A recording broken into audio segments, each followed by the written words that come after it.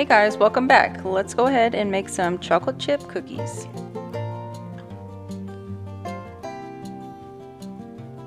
So the first thing you're going to do is preheat your oven to 350 degrees and then take 2.5 cups of all-purpose flour, 1 heaping teaspoon of baking soda, and a half teaspoon of sea salt, and whisk those together in a medium bowl.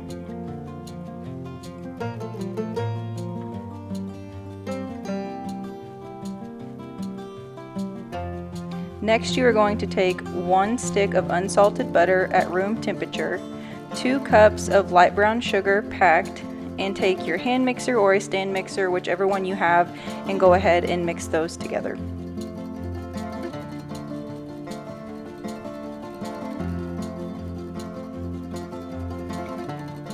Once that is well combined, go ahead and add in 2 large eggs, and again, go ahead and mix that together.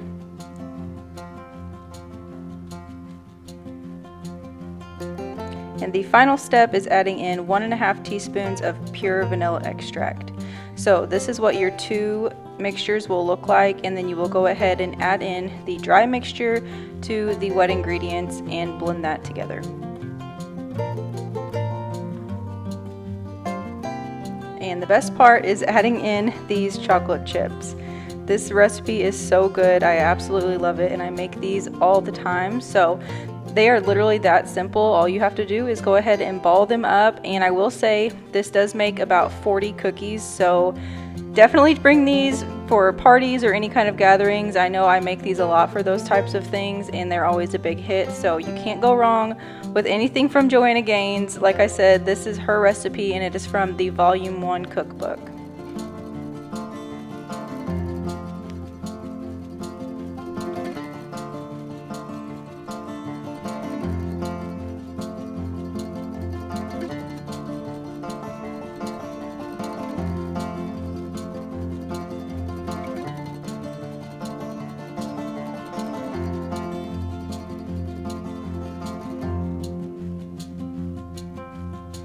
Once you have your dough on the baking sheets, go ahead and place them into the oven, and you can bake these for 10 to 11 minutes. That is the cookbook recommendation, but I always do them for 9 minutes because we do like them to be a little more chewy. And here you have it, some yummy chocolate chip cookies. You can never go wrong with that.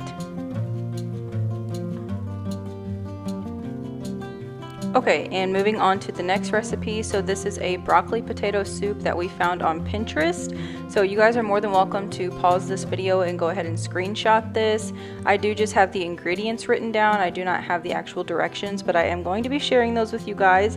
So the first thing you need to do is take 2 to 3 large carrots and peel and slice them. Next, 4 medium potatoes peeled and cubed. And 2 small heads of broccoli. I actually just did 1 medium, and go ahead and dice those together. Next, you are going to go ahead over to your pot and add in 2 14.5 ounce cans of chicken broth. I just did 1 32 ounce box. Add in your carrots, and then your potatoes, and then 1 teaspoon of onion powder. And you are going to go ahead and bring this mixture to a boil, and then once it's boiling, go ahead and let it simmer for 10 minutes. Once that is complete, go ahead and add in your broccoli and let that simmer for another 10 minutes.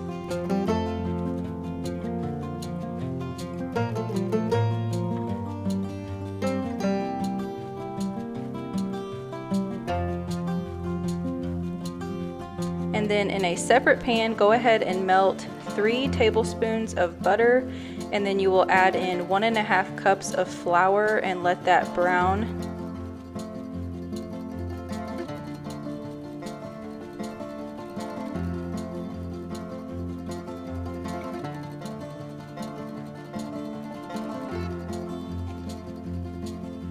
Once the browning is complete, you're going to go ahead and add in 3.5 cups of milk. I used whole milk here. And then 4 cups of shredded cheddar cheese. So you're essentially making a cheese sauce to add into the vegetables and the broth. And you'll also add in half a teaspoon of garlic powder and some salt to your taste. And go ahead and add this into the big pot. And here you have it. This soup is so easy to make and so delicious. I went ahead and topped it with some more shredded cheddar cheese and some bacon bits. And I will have this linked down below for you guys because, like I said, I did find this on Pinterest.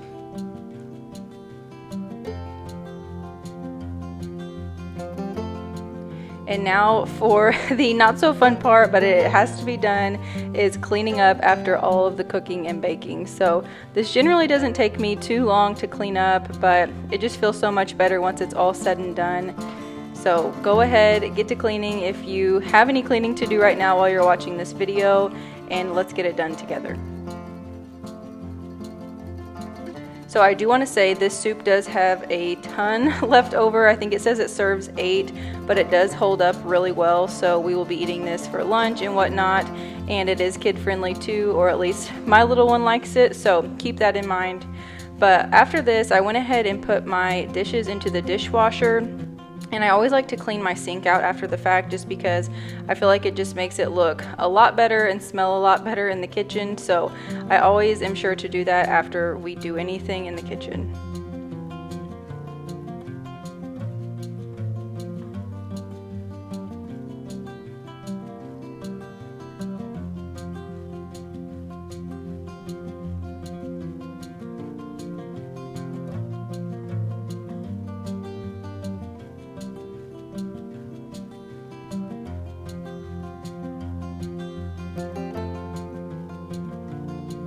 Next, I'm going to go ahead and wipe down my countertop. So this is the Everspring brand from Target. I believe this is the lemon and mint scent, but I do really like these. This is my first time trying these out, and they actually stay wet for a long time, so you can use one wipe and it gets you a really long way. So I actually was able to use this one wipe for this entire side of my kitchen, which was awesome. So perfect, and they're really affordable too. They're a lot cheaper than the Mrs. Meyer's and Method brand.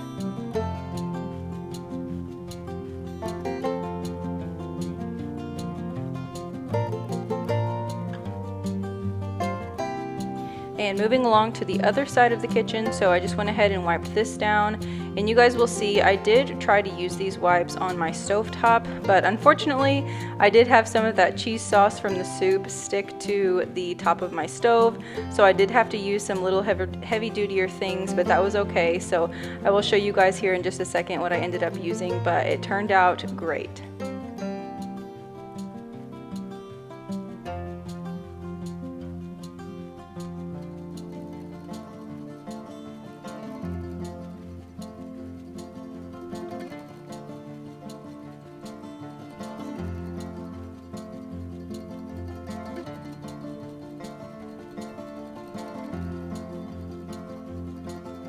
So because we do have a glass stovetop, I went ahead and used this glass cleaner by Sprayway. This stuff is super inexpensive. It's like $1.99, and this is actually the first time I used it on my stovetop.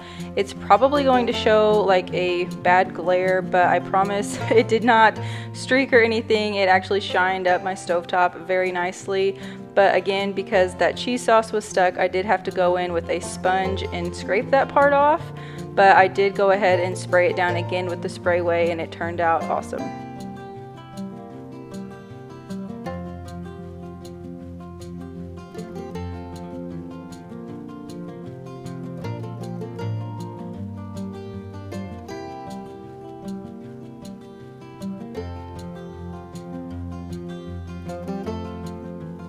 And last step for the kitchen cleanup is vacuuming my floors. So I recently purchased a new vacuum, and I was watching Simply Kaylee a couple nights ago, and she had recommended this Bissell 3-in-1 vacuum, and it is at Walmart, and it is only $20. And you guys, I am amazed at how well this works. I vacuum and sweep and all of those things constantly, so I will have this link down below for you guys.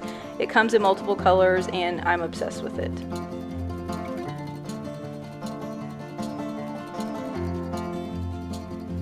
And there you have it, a nice clean kitchen. So hopefully it stays this way. It's always so nice after the fact when you cook and clean, and it just feels so much better. Sometimes it doesn't always stay this way, but you know, it is what it is. It's nice to enjoy for just a little while. But after dinner and cleaning up, I did have some laundry to fold. So normally I do all of my laundry in one day, but recently I've been breaking it up, and honestly it has been a lot better, so I'm probably going to stick with this method. But you guys will see here in just a second. It's hilarious. If you notice my camera shaking, it's because that little guy right there is running up and down like a crazy guy. He's having a blast though. But yeah, it's just so funny. He is 2 years old, so there's no stopping him. But you guys will see the real life situation going on in the background whenever I film my videos. Jack and John, my husband, they are always wrestling or doing something, and it's just hilarious.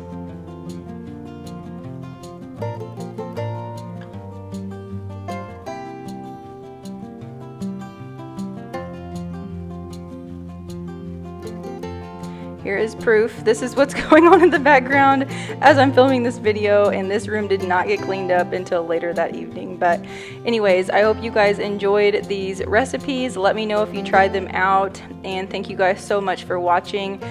And I also wanted to say thank you so much for helping me hit 1K here on my YouTube channel. It is so exciting, and I cannot thank you guys enough for supporting. So if you guys enjoyed this video, please give it a thumbs up and be sure to subscribe if you are new, and I will see you guys next time. Thanks again.